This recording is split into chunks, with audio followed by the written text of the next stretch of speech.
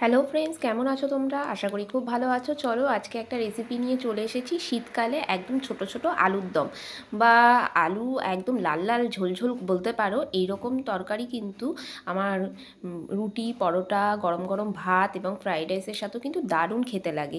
তো চলো, বাজারে কিন্তু এখন খুব সুন্দর ছোট আলু পাওয়া যাচ্ছে, সেগুলো নিয়ে নিয়েছি। আর ভালো করে পরিষ্কার করে ধুয়ে এবার প্রেশার কুকারে একটু সিটি মেরে নেব, কারণ এই রকম ছোট ছোট আলু কিন্তু একটু সেদ্ধ করে নিলে খুব ভালো হয়। আর একটু সামান্য লবণ দিয়ে দিলাম। আর আলুগুলো কিন্তু বেশ ছোট ছোট আছে, মানে মিডিয়াম সাইজ আছে, তাই আমি আর কাটিনি। তাই গোটা গোটাই কিন্তু আজকে আলুর দমটা তৈরি করব। আর তার জন্য একটা মশলা তৈরি করে নিচ্ছি। আর লাল লাল ঝাল ঝাল করবো, মানে দারুণ হবে খেতে। তো কুচানো পেঁয়াজ নিয়ে নিয়েছি, রসুন, আদা, কাঁচা লঙ্কা বেটে নেবো। আর এটা দিয়ে একটা মশলা তৈরি করব, ভাজা মশলা। চলো প্রথমে ভাজা মশলাটা তৈরি করে নিই। ধনে গুঁড়ো, জিরে গুঁড়ো, গোটা গরম মশলা আর তেজপাতা দিয়ে খুব ভালো করে একটু কড়াইতে নাড়াচাড়া করে নেব। আর কড়াইতে এটা খুব ভালো একটা সুন্দর যখন গন্ধ বেরাবে তখন বুঝতে হবে হালকা ভাজা হয়ে গেছে। এবার কড়াইতে সর্ষের তেল দিয়ে দিয়েছি। পুরো রান্নাটা সর্ষের তেলে করব। এই রান্নাটা সর্ষের তেলে করলে কিন্তু দারুণ লাগবে খেতে। এবার সমস্ত আলুগুলো সেদ্ধ করে জল ঝরিয়ে নিয়ে এবার ভালো করে একটু ভেজে নেব। শীতকালে কিন্তু বেশি ভালো লাগে ছোট আলুর দম খেতে। সামান্য একটু লবণ আর সামান্য একটু হলুদ দিয়ে এবার খুব ভালো করে একটু ভেজে নেব। আলুগুলোকে বেশ একটু লাল লাল করে ভাজবো, তাতে খেতে কিন্তু খুব ভালো লাগে। তো দেখো বন্ধুরা, আলুগুলোকে আমি ভালো করে ভেজে নিচ্ছি। আর বাইরে কিন্তু এখন অনেক ঠান্ডা পড়ে গেছে। তো এই রকম শীতের দিনে ছোট আলুর দম সাথে লুচি, পরোটা বা ভাত বা ফ্রাইড রাইসের সাথে কিন্তু জমে যাবে খাবারটা। তো ভাজা হয়ে গেছে। এবার আমি গোটা গরম মশলা আর জিরে ফোড়নে দিয়ে দিচ্ছি। আর সাথে দিয়ে দিচ্ছি কুচানো পেঁয়াজ। পেঁয়াজটা দিয়ে খুব ভালো করে নাড়াচাড়া করে নেব। খুব ভালো করে একটু পেঁয়াজটাকে ভেজে নেব। পেঁয়াজটা ভাজা হয়ে গেলে কিন্তু বাকি মশলাগুলো আমি একে একে দিয়ে দেব। পেঁয়াজটাকে বেশ একটু লাল লাল করে ভেজে নিচ্ছি। এরপর কিন্তু একটা গোটা টমেটো কুচিয়ে নিয়েছিলাম, সেটাকে কিন্তু দিয়ে দিলাম। সেটা দিয়ে খুব ভালো করে আবারও খুব নাড়াচাড়া করে নিচ্ছি। পেঁয়াজ আর টমেটোটাকে ভালো করে মিক্স করে নেব।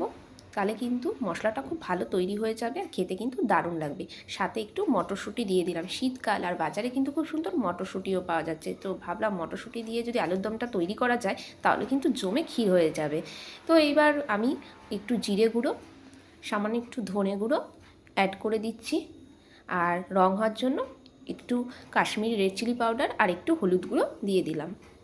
দিয়ে এবার স্বাদ মতো লবণ দিয়ে দিলাম। এই দিয়ে খুব ভালো করে মশলাটাকে কষিয়ে নেব। মশলা যত কষানো হবে তরকারির টেস্ট কিন্তু তত ভালো হবে। এবার 2 মিনিটের জন্য একটু ঢেকে দিচ্ছি, তাহলে মশলাটা খুব ভালো মতো কষে যাবে। তো বন্ধুরা, 2 মিনিট পর ফিরে এলাম। দেখো মশলা থেকে কিন্তু তেল ছেড়ে দিয়েছে আর মশলাটা খুব সুন্দর কষানো আমার হয়ে গেছে। এরপরে আমি একে একে ভেজে রাখা আলুগুলো দিয়ে কষিয়ে নেব। আলুগুলো কিন্তু গোটা গোটা রেখেছি, ছোট ছোট করে কেটে দিলে কিন্তু ভালো লাগতো না। আর আলুগুলোর সাইজ তো খুব বেশি বড় না, তো ছোট ছোটই ওর জন্য নিয়েছি, যেন গোটা গোটা আলুর দম খেতে খুব ভালো লাগে। ভালো করে এবার মশলাটাকে কষিয়ে নিচ্ছি আলুর সাথে।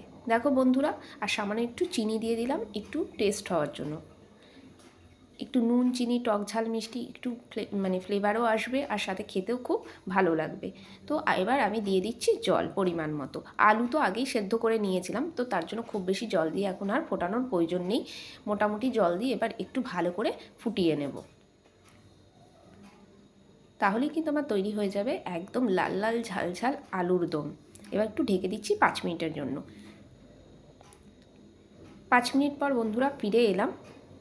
এবার ঢাকনাটা তুলে নিলাম। দেখো আলুর দম কিন্তু লাল লাল ঝাল ঝাল একদম তৈরি হয়ে গেছে। জলটা কিন্তু অনেকটা টেনে এসেছে, আলু সেদ্ধ হয়ে গেছে, সমস্ত মশলা সুন্দরভাবে মিশে গেছে। আর আলুর দম কিন্তু একদম তৈরি। এরপর ওপর থেকে একটু সুন্দর করে ধনেপাতা দিয়ে দিচ্ছি। ধনেপাতা দিলে কিন্তু তরকারি ফ্লেভারটা খুব সুন্দর আসবে। ব্যাস, আলুর দম তো তৈরি হয়ে গেল। এবার একটু ভালো করে নাড়াচাড়া করে দিচ্ছি।